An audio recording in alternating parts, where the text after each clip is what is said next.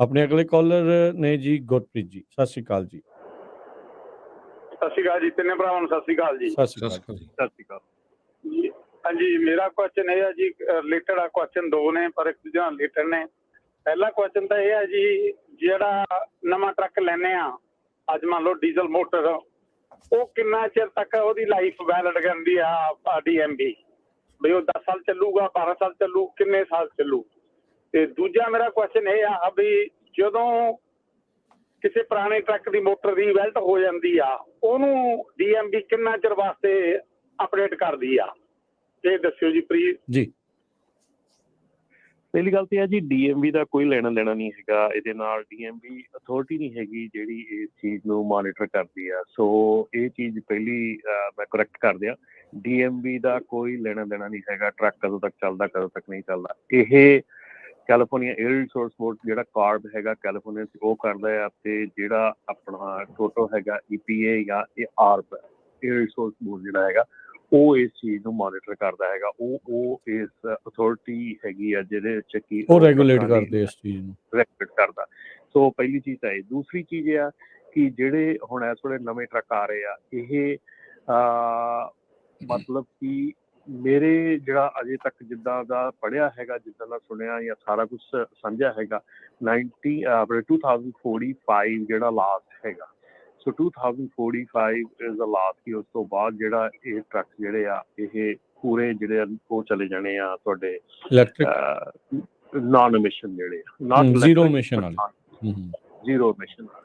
ਸੋ ਜਿਹੜੇ ਇਸ ਵੇਲੇ ਟਰੱਕ, ਕੋਈ ਵੀ ਟਰੱਕ ਹੈਗਾ ਜਿਹੜਾ ਕੈਲੀਫੋਰਨੀਆ ਦੇ, ਜੇ ਤੁਸੀਂ ਦੇਖਣਾ ਚਾਹੁੰਦੇ ਆ ਤੇ ਕਾਰਬ ਦੀ ਵੈਬਸਾਈਟ ਹੈਗੀ ਆ। ਜੇ ਤੁਸੀਂ ਗੂਗਲ ਤੇ ਜਾ ਕੇ ਸਰਚ ਕਰਦੇ ਆ ਕਾਰਬ ਟਰੱਕ ਸਟਾਪ, ਤੇ ਉਹਨਾਂ ਦੀ ਵੈਬਸਾਈਟ ਹੈਗੀ ਆ। ਉਹਦੇ ਤੇ ਤੁਸੀਂ ਆਪਣਾ ਇੰਜਨ ਦਾ ਜਿਹੜਾ ਈਅਰ ਤੇ ਮਾਡਲ ਤੇ ਫੈਮਿਲੀ ਨੇਮ ਪਾ ਕੇ ਤੁਸੀਂ ਦੇਖ ਸਕਦੇ ਕਿ ਤੁਹਾਡਾ ਟਰੱਕ ਜਿਹੜਾ ਉਹ ਕਦੋਂ ਤੱਕ ਵੈਲਿਡ ਹੈਗਾ, ਕਦੋਂ ਤੱਕ ਚੱਲਣਾ ਹੈਗਾ।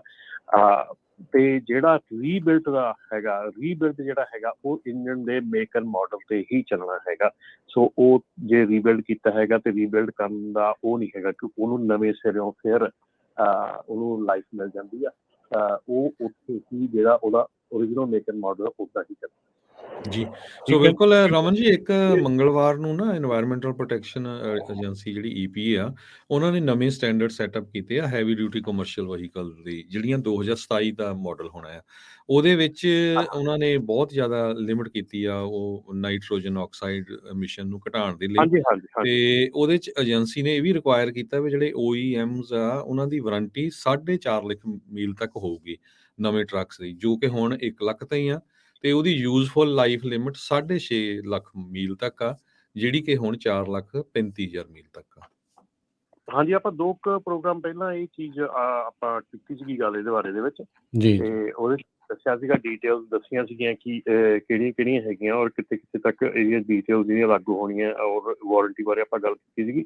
ਬਟ ਡੈਫੀਨੇਟਲੀ ਜਿਹੜਾ ਹੈਗਾ ਆ, ਇਹ ਚੀਜ਼ ਹੈਗੀ ਆ ਕਿ ਇਹਦੇ ਉੱਤੇ ਜਿਹੜਾ ਕੰਮ ਹੈਗਾ, ਜਿਹੜਾ EPA ਹੈਗੀ ਆ, EPA ਵੀ ਹੁਣ ਬੇਸਿਕਲੀ ਉਸ ਚੀਜ਼ ਦੇ ਉੱਤੇ ਨਜ਼ਰ ਰੱਖ ਰਹੀ ਹੈ। ਕਿਉਂਕਿ ਅਲਟੀਮੇਟਲੀ ਜਿਹੜਾ ਕਾਰ ਦਾ ਜੋ ਵੀ ਕੁਛ ਹੋ ਰਿਹਾ ਹੈਗਾ, ਉਹ ਉਸ ਮਤਲਬ ਕਿ ਪੂਰੀਆਂ ਜਿਹੜੀਆਂ ਅਮਰੀਕਨ ਜਿਹੜਾ ਮਾਰਕੀਟ ਪਲੇਸ ਹੈਗਾ, ਉਹ ਸਾਰੇ ਦੇ ਵਿੱਚ ਹੀ ਲਾਗੂ ਹੋਣਾ ਹੈਗਾ ਅਲਟੀਮੇਟਲੀ। ਪਹਿਲਾਂ ਕੈਲੀਫੋਰਨੀਆ ਕਰਦੀ ਹੈਗੀ ਆ, ਫਿਰ ਕੁਛ ਇੱਕ ਸਟੇਟਸ ਕਰਦੀਆਂ ਹੈਗੀਆਂ, ਫਿਰ ਹੌਲੀ ਹੌਲੀ ਉਹਨੂੰ ਬਾਕੀ ਸਾਰੇ ਲਾਗੂ ਕਰਦੇ ਆ। ਸੋ ਹੁਣ ਜਿਹੜਾ EPA ਹੈਗਾ, ਉਹਨਾਂ ਨੇ ਵੀ ਉਹ ਜਿਹੜਾ ਰਾਹ ਉਹ ਫੜ ਲਿਆ ਹੈਗਾ।